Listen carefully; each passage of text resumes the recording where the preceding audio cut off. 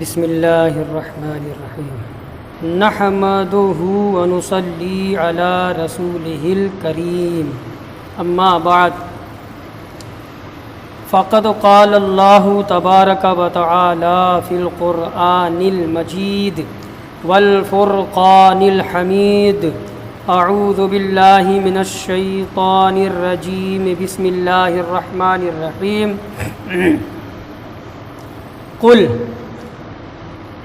قل تعالوا اتل ما حرم ربكم عليكم الا تشركوا به شيئا وبالوالدين احسانا ولا تقتلوا اولادكم من املاق نحن نرزقكم واياهم ولا تقربوا الفواحش ما ظهر منها وما بطن ولا تقتلوا النفس التي حرم الله إلا بالحق ذلكم وصاكم به لعلكم تعقلون صدق الله العلي العظيم۔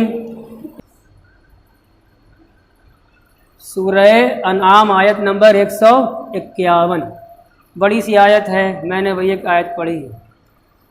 اللہ پاک فرماتا ہے قل، اے نبی کہہ دو،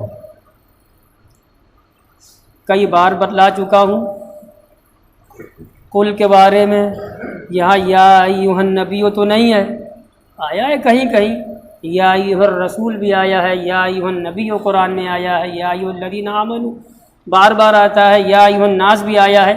تو قرآن کا اصل خطاب رسول سے ہے اور رسول کے واسطے سے پوری انسانیت سے ہے، سمجھ گئے؟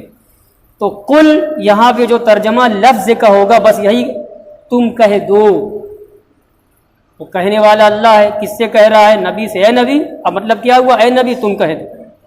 چل قل، اللہ پاک فرماتا ہے قل، اے نبی کہہ دو، تعالو، آؤ آؤ، اتلو، میں پڑھ کر سناؤں، ما حرم ربکم علیکم، میں پڑھ کر سناؤں تمہیں، بتاؤں کہ تمہارے اوپر تمہارے رب نے کیا حرام کیا ہے۔ اللہ تشرکو، اللہ نے تم پر شرک حرام کیا ہے، خبردار شرک مت کرنا۔ یہ مفہوم جب ہو گیا، جو حذف ہے قرآن کی آیت میں نہیں ہے مگر مراد کلام میں وہی ہے۔ اب آگے کہتا ہے اللہ تشرکو بہ شیئا، ترجمہ میں نے کیا کیا؟ جو چیز یہاں عبارت محذوف ہے وہ یہ ہے کہ تمہارے رب نے تم پر کیا حرام کیا ہے، آپ پڑھ کر بتاؤں کیا حرام کیا ہے؟ شرک حرام کیا ہے۔ اب آگے وضاحت ہے، اللہ تشرکو بہ شیئا، اللہ کے ساتھ کسی چیز کو شریک نہ ٹھہرانا۔ تمہارے رب نے تم پر شرک حرام کیا، لہذا تم اس کے ساتھ کسی چیز کو شریک نہ ٹھہراؤ۔ آگے وبالوالدین احسانا، والدین کے ساتھ حسن سلوک کرو۔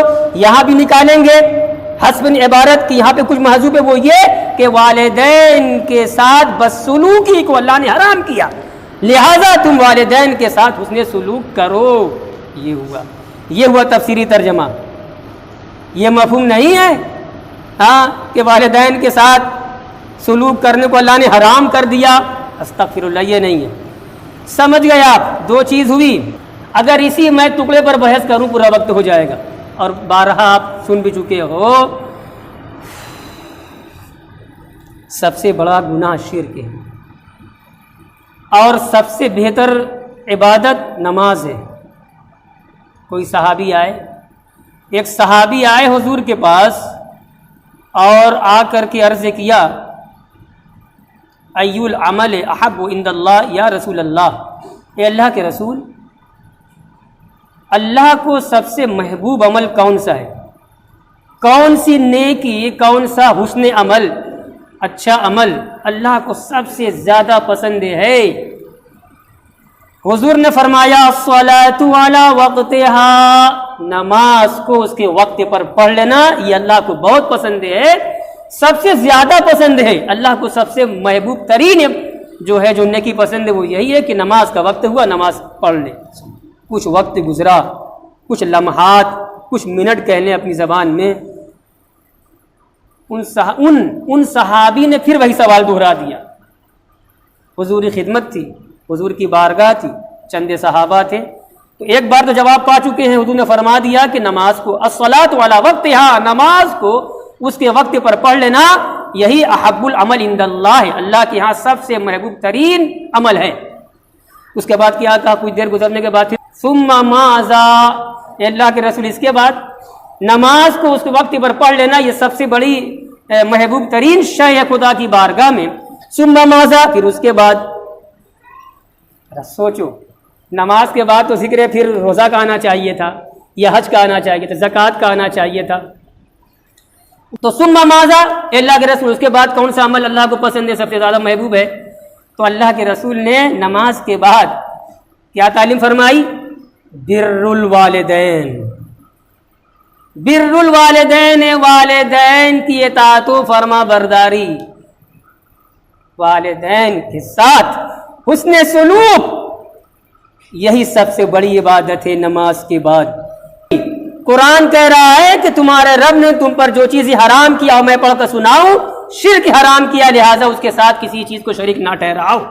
اور اس کے بعد قرآن نے دوسری چیز کہی وبالوالدین احسانا، تو مفہوم یہ نکلا کہ والدین کے ساتھ بدسلوکی کو اللہ نے حرام کیا ہے، لہٰذا تم والدین کے ساتھ حسن سلوک کرو۔ تو یہاں جو یہ آیت ہے نا، اسی آیت کی تفسیر میں نے حدیث نبوی سے کر دی کہ حدیث صحیح میں اللہ کے رسول نے فرمایا کہ سب سے بہتر عبادت ہے نماز۔ اور ظاہر سی بات ہے جب کوئی بندہ مومن نماز پڑھے گا تو وہ مومن ہوگا، وہ کہیں کو شرک کرنے والا ہوگا، وہ تو شرک کی نفی کرنے والا ہوگا، شرک کو پسے پشت ڈال دینے والا اور بھگا دینے والا، اپنے آپ سے ہٹا دینے والا ہوگا۔ تو پتہ یہ چلا کہ ایمان، اور ایمان کے بعد اگر کوئی عبادت ہے تو وہ نماز۔ اب اس کا یہ مطلب نہیں کہ روزہ نہیں، حج نہیں، زکوٰۃ نہیں۔ جب کوئی نماز پڑھے گا تو کیسے ایمان والا ہوا نماز پڑھنے لگا؟ غور کیجئے میری بات پر، پوائنٹ دے رہا ہوں، نقطہ دے رہا ہوں۔ جب کوئی ایمان والا ہوا تو نماز پڑھنے لگا، تو لا الہ الا اللہ محمد الرسول اللہ کا اقرار کرتے ہی نماز ذمے میں چمبک کی طرح عائد ہو گئی۔ مگر روزہ، حج، زکوٰۃ کے عائد ہونے میں ٹائم ہے۔ ارے بھائی نہیں ہے صاحب نصاب، کائے کو زکوٰۃ دے گا؟ نہیں ہے صاحب استطاعت، ہمارے پاس اتنا پیسہ نہیں ہے کہ ہم حج کا فارم بھر سکیں، وہاں تک جا سکیں، اپنے گھر کچھ خرچ رکھ سکیں، کئی لاکھ چاہیے، نہیں ہے۔ حج فرض نہیں ہے، یاد رکھیے گا، حج فرض نہیں ہے نا۔ روزے میں بھی کچھ معاملات ایسے ہیں، ٹھیک ہے بھائی مسلمان ہے، بڑا ہے وہ، لیکن بیمار ہے، روزہ جو اس حالت میں معاف ہے، اس حالت میں معاف ہے، بعد میں اچھا ہو جائے گا تو قضا بھرے گا، قضا کرے گا۔ نہیں اچھا ہوا، بوڑھا ہے، بچنے کی امید نہیں ہے، مر جائے گا بیچارہ، تو اب ایسا معاف ہوا کہ فدیہ دو، قضا بھی نہیں کرنا ہے۔ تو کسی نہ کسی سبب سے، کسی نہ کسی بہانے سے، عذر کہہ لے، کسی نہ کسی عذر سے نماز کے بعد روزہ ہے، حج ہے، زکوٰۃ ہے، سب ذمے سے ہٹتا گیا۔ کچھ لائق ہوں گے تب نہ ہوگا۔ مگر نماز وہ عبادت ہے، ہم مر رہے ہو، اپنے گھر میں ہو، بازار میں ہو، سفر میں ہو، بیمار ہو، بستر مرگ پہ ہیں، کھڑے ہونے کی طاقت نہیں ہے بیٹھنے کی طاقت نہیں ہے سو کر، مگر پڑھنا ہے نماز۔ کون خیال کرتا ہے نماز کا؟ قرآن نے کہا اللہ نے شرک حرام کیا ہے، لہٰذا اللہ کے ساتھ کسی چیز کو شریک نہ ٹھہراؤ۔ اللہ نے والدین کی نافرمانی حرام کر دی ہے، لہٰذا والدین کے ساتھ حسن سلوک کرو۔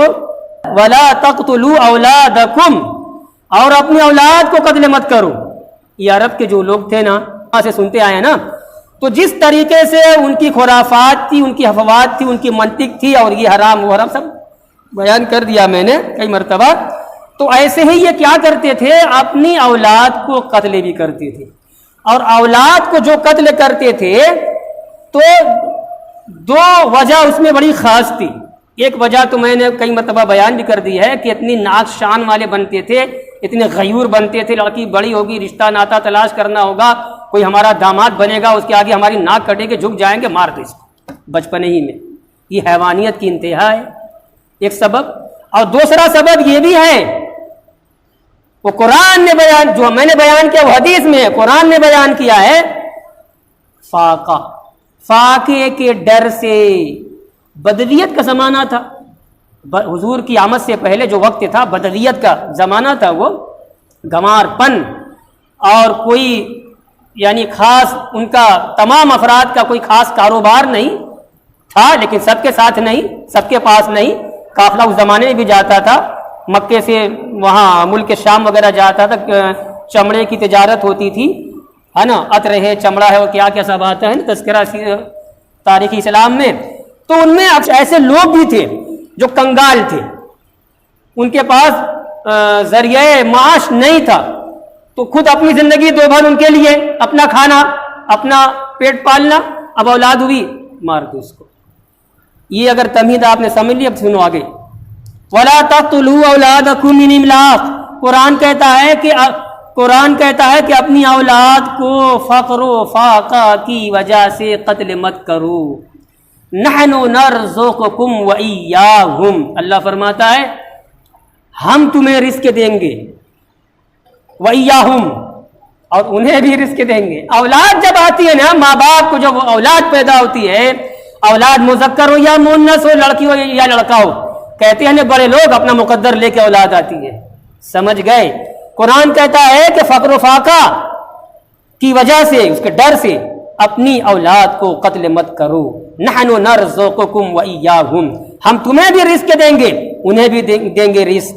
اللہ رزاق ہے، سب کو دیتا ہے، حدیث پاک میں ہے جب کوئی بچہ اپنی ماں کے شکم میں ہوتا ہے، بچی ہو یا بچہ ہو، اپنی ماں کے شکم میں جب اولاد ہوتی ہے، اللہ تبارک و تعالی کچھ مخصوص چیزیں جو متعین فرما دیتا ہے، جو نصیبے میں لکھ دیتا ہے، کتنا جیے گا، کیسا رہے گا، یہ بدبخت رہے گا، نالائق و بدبخت رہے گا، یا نیک بخت رہے گا، کچھ بخت رہے گا، نیک رہے گا یا بد رہے گا، نیکوکار رہے گا یا بدکار رہے گا، کتنا جیے گا، کتنی عمریں ہوگی، اور کیا رزق پائے گا۔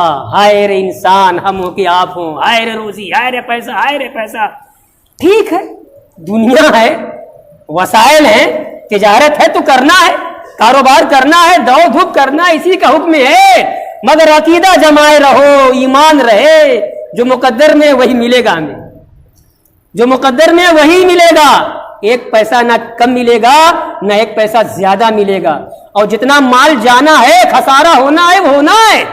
اب ہم سیفٹی کے لیے، حفاظت کے لیے سب کچھ کرتے رہے، کرنا بھی ہے، یہ سوچ کر بیٹھنا بھی نہیں ہے ارے یار کیا کرے، جب جو مقدر میں وہی ملے گا لہذا بیٹھو، نہیں بھیا، یہ دنیا دارالاسباب ہے، اللہ نے دنیا کو اسباب کا گھر بنایا ہے، اب ہمیں سبب اختیار کرنا ہے، چوک بازار جانا ہے، مارکیٹ جانا ہے، وغیرہ وغیرہ، اب کہاں تک میں سمجھاؤں، سب کرنا ہے، سب کے بعد ہماری کوشش اور محنت کا جو نتیجہ نکل جائے وہی مقدر ہے، وہی مقدر ہے۔ رزق، اللہ رزاق ہے۔ آگے، وَلَا تَقْرَبُوا الْفَوَاحِشَ مَا ظَهَرَ مِنْهَا وَمَا بَطَنَ، ترجمہ سنو، وَلَا تَقْرَبُوا الْفَوَاحِشَ، قرآن کہہ رہا ہے فواحش کے قریب نہ جاؤ، فواحش کے قریب نہ جاؤ۔ اب آپ جو ہے حضرت، فواحش قرآن میں بھی آیا ہے، اردو میں بھی آپ نے فواحش ترجمہ کر دیا، یہ فواحش کیا ہے؟ قرآن نے حرام کاری کو، جسمانی حرام کاری کو فواحش کہا ہے، یعنی زناکاری۔ اب مطلب یہ ہوا کہ زنا کے قریب بھی نہ جاؤ، ٹھیک؟ جو تفسیر میں نے فواحش کی بتائی ہے کہ قرآن کی زبان میں جب فواحش بولا جائے تو اس سے مراد سب کھلے گناہ، سب گناہ، بے حیائی کی باتیں تو ہوتی ہیں، خاص ایک گناہ مراد ہوتا ہے، وہ زناکاری ہے، جسمانی حرام کاری ہے۔ قرآن میں ہے نا دوسری جگہ، وَلَا تَقْرَبُوا الزِّنَا إِنَّهُ كَانَ فَاحِشَةً وَمَقْتًا وَسَاءَ سَبِيلًا، وہاں قرآن نے کہہ دیا کہ زنا کے قریب نہ جاؤ، زنا کیا ہے؟ فاحش ہے، ما ظہر منہا وما بطن بھی آگے لگا دیا ہے، دونوں تفسیر لے کر چلیں گے۔ عام گناہ کے پاس مت جاؤ، ما ظہر منہا وما بطن، خواہ وہ عام گناہ ظاہر ہو، کھلا ہو، اوپن ہو، یا پھر ڈھکا چھپا ہو، کسی گناہ کے قریب نہ جاؤ، ٹھیک؟ اب جو تفسیر میں نے فواحش کی میں نے بات بتلائی، تو عربوں کے یہاں یہ تھا، اسلام کی آمد سے کچھ پہلے، حضور کی بعثت سے کچھ پہلے جو بہت ساری برائیاں تھیں، ان میں ایک برائی یہ بھی تھی کہ اچھے اچھے لوگ سماج کے زناکاری کھل کر کرنے کو معیوب سمجھتے تھے اور چھپ چھپ کر وہ بھی کرتے تھے. سمجھ گئے؟ اب اس تمہیز سے یہاں پہ ترجمہ آسان ہو گیا. قرآن نے کہہ دیا کہ لوگوں زناکاری قریب نہ جاؤ، خواہ زنا کھلا ہوا ہو یا چھپ کر کے ہو، جانا نہیں ہے. سمجھ گئے؟ یہ ہوا. حدیث میں ہے، صحیح حدیث میں ہے، بھائی زنا تو ایک مفہوم عام ہو گیا، سب لوگ سمجھ گیا، زیادہ گہرائی میں جا کر بتانے کی ضرورت نہیں ہے. بغیر نکاح کے کوئی تعلق قائم کیا جائے کسی عورت سے تو گناہ ہوگا، اور اسی کا نام زنا ہے. اب یہ زنا جو آخری سٹیج کا ہے وہ تو حرام ہی ہے. پہلے کچھ اور ہمارے اعضاء ہیں وہ بھی زنا کرتے ہیں. فرماتے ہیں آنکھیں زنا کرتی ہیں، اور آنکھوں کا زنا کیا ہے؟ حرام چیزوں کو بار بار دیکھنا. الیدان تزنیان، ہاتھ زنا کرتے ہیں، اور ہاتھوں کا زنا کیا ہے؟ حرام چیزوں کو پکڑنا. والرجلان تزنیان، دونوں پیر بھی زنا کرتے ہیں، اور دونوں پیروں کا زنا کیا ہے؟ المشی الی الحرام، حرام چیز کی طرف چل کر کے جانا، یہ زنا ہے. آگے ہے وَلَا تَقْتُلُوا النَّفْسَ الَّتِي حَرَّمَ اللَّهُ إِلَّا بِالْحَقِّ، اور اس جان کو قتل مت کرو جس جان کو اللہ نے حرام کر دیا، الا بالحق، مگر حق کے ساتھ. یہ بھی آیت گزر چکی ہے. اور حق کے ساتھ کا مطلب یہ ہوا اسلامی جو حکومت ہوگی، اسلامی لا، اسلامی شریعت کا نفاذ جس بھی زمین میں ہوگا، جس سرزمین میں ہوگا، جس ملک میں ہوگا، تو اسلامی احکام چلے گا. اگر وہاں کوئی زنا کر رہا ہے، مرد مسلمان اگر زنا کر رہا ہے اور کریلا نیند چڑھا، گھر میں اس کو وہ سامان ہے اور وہ جو ہے شادی شدہ ہے، اب باہر یہ کام کر رہا ہے، تو پھر کوئی معافی نہیں. اسلامی حکومت اس کو رجم کر دے گی، سنسار کرا دے گی، پتھر مارتے مارتے اس کو ہلاک کر دیا جائے گا. یہی اس کی توبہ ہے. دنیا میں اس کی یہی توبہ ہے، وہاں کی بات اللہ جانے پھر کیا ہوگا. سمجھ گئے؟ تو رجم کرنا، جب حکومت رجم کرے گی تو جان لینے کا اس کو عذاب نہیں پڑے گا. قرآن نے وہی کہا الا بالحق، مگر حق کے ساتھ اگر جان لینا ہو. ایک مثال میں نے دے دی. دوسری مثال، اگر کوئی مسلمان ہے دین اسلام سے پھر گیا، مرتد جس کو کہتے ہیں شریعت میں، کیا کہتے ہیں؟ مرتد ہو جانا، دین سے پھر جانا، ہے نا. آج بہت سارے واقعات سامنے آ رہے ہیں، نام نازنین بانو ہے، سراسر اسلام کے خلاف، قرآن کے خلاف. یہ وسیم ملعون جو گزرا مسلمان ہی تو تھا، یہ کیا ہوا؟ مرتد ہو گیا. اگر اسلامی حکومت ہوتی ہندوستان کے اندر، ان سبوں کو میدان میں عوام کے سامنے لا کر کے حکومت وقت، اسلامی حکومت ان کو جو کسی کو سنسار کرتی، کسی گردن مارتی، تو یہ مارنا، گردن کا مارنا کوئی عذاب، کوئی گناہ اور قتل نہیں. دو مثال دے دی، ہو گیا. الا بالحق ذالکم وصاکم بہ لعلکم تعقلون. ذالکم وصاکم بہ، تمہارے رب نے تم کو اسی کا حکم دیا ہے. کسی کا؟ جو پیچھے باتیں گزری ہیں، شرک مت کرو، والدین کے اطاعت میں لگے رہو، قتل اولاد مت کرو، ہے نا، فواحش کے قریب نہ جاؤ، اور کسی انسان کو ناحق قتل مت کرو. ذالکم وصاکم بہ، اس نے یعنی اللہ نے، تمہارے رب نے اسی کا تمہیں تاکیدی حکم دیا ہے. وصیت کے بارے میں ہم سمجھتے ہیں کہ وصیت وہی ہوتی ہے کہ ہمارا باپ دادا کوئی مر رہا ہے گھر میں تو وصیت کر دے جاتے جاتے. ارے وصیت وہ عرفی ہوئی، وہ عرف عام میں وصیت ہوئی. وصیت کا لفظ جو عربی میں ہے، زور دے کر کے کوئی حکم دینا، تاکیدی حکم دینا. تو میں نے ترجمہ کیا ذالکم وصاکم بہ، اسی چیز کا تمہارے رب نے تمہیں تاکیدی حکم دیا ہے، لعلکم تعقلون، تاکہ تم لوگ عقل سے کام لو. وآخر دعوانا ان الحمد للہ رب العالمین.